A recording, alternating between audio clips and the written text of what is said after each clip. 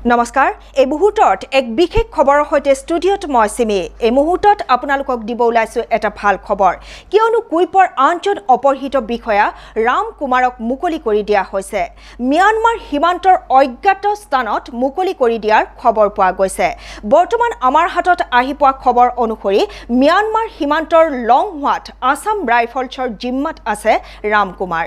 আমি জনাই আছো আপোনালোকক এই ভাল খবৰটো কিয়নো কুইপৰ আনজন অপহৃত বিষয়া ৰাম কুমাৰক মুকলি কৰি দিয়া হৈছে ম্যানমাৰ সীমান্তৰ অজ্ঞাত স্থানত মুকলি কৰি দিয়াৰ খবৰ পোৱা গৈছে আৰু বৰ্তমান আমাৰ হাতত আহি পৰা খবৰ অনুসৰি ম্যানমাৰ সীমান্তৰ লংহুৱাত আসাম ৰাইফলছৰ জিম্মাত আছে ৰাম কুমাৰ আলফা স্বাধীনে অৱশ্যে এই সন্দৰ্ভত কোনো আনুষ্ঠানিক ঘোষণা কৰা নাই আনফালে অসম অৰুণাচল আৰক্ষীও বৰ্তমানলৈ কোনো খবৰ দিয়া নাই এই সন্দৰ্ভত